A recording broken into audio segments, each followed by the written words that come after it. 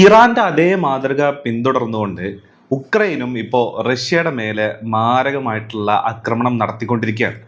അപ്പോൾ ഇന്നലെ വന്നിട്ടുള്ള റിപ്പോർട്ട് പ്രകാരം റോസ്കോമോസ് എന്ന് പറയുന്ന റഷ്യയുമായി ബന്ധപ്പെട്ടിട്ടുള്ള റോക്കറ്റ് ആൻഡ് സ്പേസ് ഫെസിലിറ്റി, അതായത് സ്റ്റാർലിങ്ക് ഒക്കെ പോലത്തെ ഫെസിലിറ്റി ഉണ്ടാക്കാൻ വേണ്ടിയിട്ട് റഷ്യ ശ്രമിക്കുന്നതും അതുമായി ബന്ധപ്പെട്ട കാര്യങ്ങളൊക്കെ ചെയ്യുന്ന ഒരു സംവിധാനമാണ് ഈ റോസ്കോമോസ് എന്ന് പറയുന്നത്.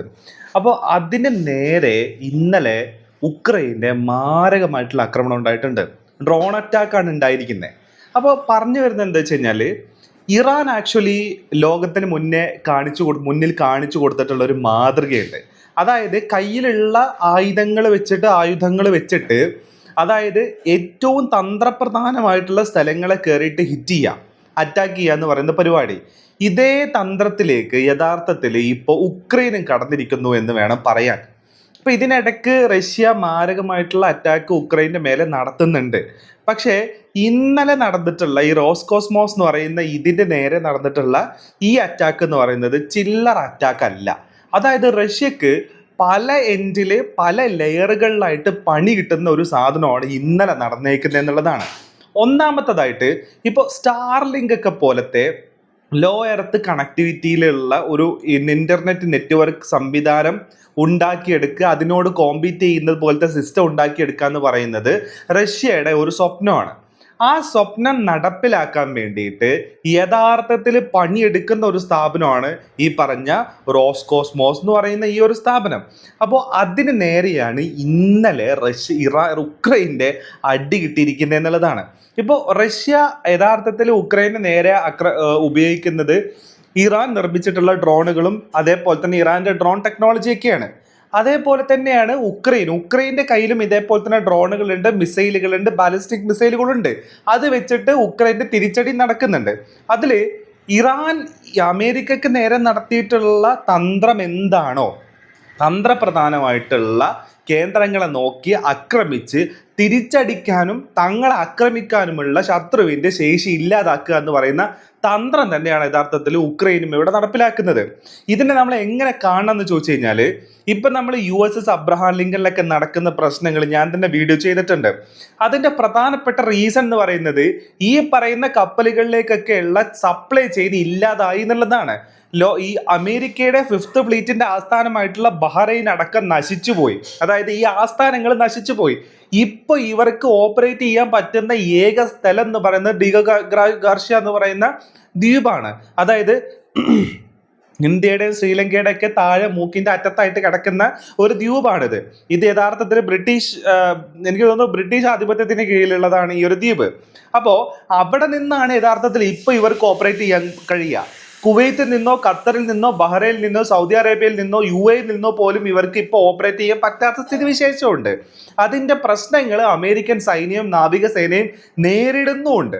ഇതേ പണിയാണ് ഉക്രൈന് യഥാർത്ഥത്തിൽ റഷ്യക്ക് നേരെ നടത്തുന്നത് എന്നുള്ളത് നമ്മൾ കാണണം.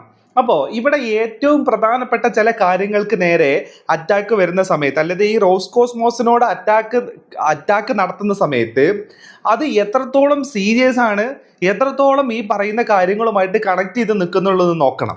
അതായത് Soyuz rocket production തടസ്സപ്പെടും.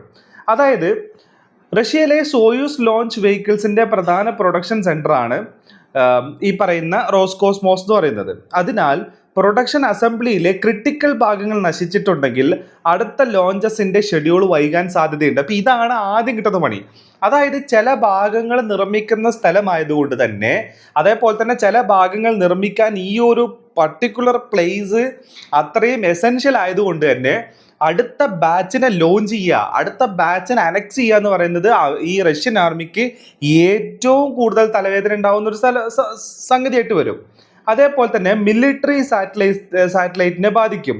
Soyuz rocket റഷ്യയുടെ മിലിറ്ററി സാറ്റലൈറ്റ് ലോഞ്ച് ചെയ്യാൻ ഉപയോഗിക്കുന്നതിനാൽ പ്രൊഡക്ഷൻ സ്ലോ ഡൗൺ ഉണ്ടായാൽ പുതിയ സാറ്റലൈറ്റ് ഓർബിറ്റിലേക്ക് എത്തിക്കുന്ന വേഗത കുറയും.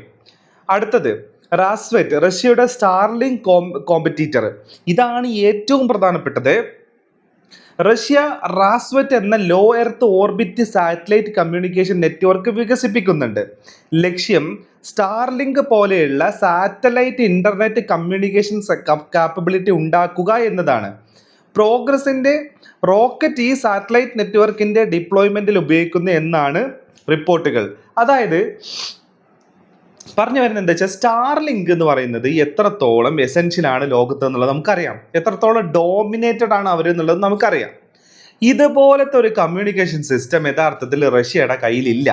എന്നാൽ ഈ റോസ്കോസ്മോസ് പ്രധാനമായും ഇപ്പൊ ശ്രമിക്കുന്നത് ഇതുപോലത്തെ ഒരു കമ്മ്യൂണിക്കേഷൻ നെറ്റ്വർക്കിന് ഉണ്ടാക്കുക എന്നുള്ളതാണ്. പ്രധാനമായിട്ടും ഈ സാറ്റലൈറ്റുമായിട്ട് നടത്തുന്ന കമ്മ്യൂണിക്കേഷൻസ്, ഭൂമിയിൽ നിന്നും സാറ്റലൈറ്റുമായിട്ട് കമ്മ്യൂണിക്കേഷൻ നടത്തുന്നതും അതിന് ഏകോപിപ്പിക്കൊക്കെ ചെയ്യുന്നത് യഥാർത്ഥത്തിൽ ഈ റോസ്കോസ്മോസ് ആണ്. അപ്പോൾ അതിൽ നടത്തുന്ന അറ്റാക്ക് അത് തകർന്നു കഴിഞ്ഞാൽ സംഭവിക്കുന്നത് റഷ്യയുടെ ബാക്കിയുള്ള ക്രൂസ് മിസൈലുകളാണെന്നുണ്ടെങ്കിലും ബാലിസ്റ്റിക് മിസൈലുകളാണെന്നുണ്ടെങ്കിലും ഉക്രൈന്റെ നേരെ ഉപയോഗിക്കണം എന്നുണ്ടെങ്കിൽ ഇതിനെ സാറ്റലൈറ്റുമായിട്ട് കമ്മ്യൂണിക്കേറ്റ് ചെയ്തേ പറ്റൂ. കാരണം പ്രിസിഷൻ അറ്റാക്ക് നടത്തണമെന്നുണ്ടെങ്കിൽ സാറ്റലൈറ്റ് കമ്മ്യൂണിക്കേഷൻ എസെൻഷ്യൽ ആണ്. ഇറാൻ അത് ഇല്ലാതിരുന്ന സമയത്ത് ഈ സാറ്റലൈറ്റ് കമ്മ്യൂണിക്കേഷൻ യഥാർത്ഥത്തിൽ ഇറാന് കൊടുത്തത് ചൈനയായിരുന്നു. എന്നാൽ സ്വന്തമായിട്ട് സാറ്റലൈറ്റ് കമ്മ്യൂണിക്കേഷൻ ഉള്ള രാജ്യമാണ് റഷ്യ. എന്നാൽ ആ കമ്മ്യൂണിക്കേഷൻ സിസ്റ്റത്തിനെയാണ് ഇന്നലെ യഥാർത്ഥത്തിൽ ഉക്രൈൻ പോയി നശിപ്പിച്ചിരിക്കുന്നത് എന്നുള്ളതാണ്. അപ്പൊ ഈ രീതിയിൽ ലോകത്തിലെ രണ്ടാമത്തെ ഏറ്റവും വലിയ മിലിറ്ററി പവറിന് അവരുടെ കമ്മ്യൂണിക്കേഷൻസും അവരുടെ ലോഞ്ചുകളും ഏകോപിപ്പിക്കുന്ന സ്ഥാപനങ്ങളിൽ തന്നെ അടി കിട്ടുന്നു എന്നുള്ളത് പ്രധാനമായും ഈ യുദ്ധത്തിൽ നമ്മൾ കാണേണ്ടതാണ്. അപ്പോൾ യുദ്ധം ഏകോപിപ്പിക്കാനും അതേപോലെ തന്നെ യുദ്ധം നീട്ടിക്കൊണ്ടു പോകാനും അതേപോലെ തന്നെ ശത്രുവിനെ അറ്റാക്ക് ചെയ്യാനും ഒക്കെ ഉപയോഗിക്കുന്ന പ്രധാനപ്പെട്ട മിലിറ്ററി എസ്റ്റാബ്ലിഷ്മെന്റ് ഏരിയകൾക്ക് നേരെ ഉക്രൈൻ്റെ അറ്റാക്ക് ഇപ്പോൾ ഉണ്ടാകുന്നു എന്നുള്ളത് ശ്രദ്ധേയമായിട്ടുള്ള കാര്യമാണ്. അവർ പിന്തുടരുന്നത് ഇറാൻ അമേരിക്കക്ക് നേരെ എന്ത് തരത്തിലുള്ള സ്ട്രാറ്റജിയാണോ ഉപയോഗിച്ചത് അതേ സ്ട്രാറ്റജി തന്നെ അവർ യഥാർത്ഥത്തിൽ റഷ്യക്ക് നേരെ ഉപയോഗിക്കുന്നു എന്നുള്ളതാണ് കാണേണ്ടത്.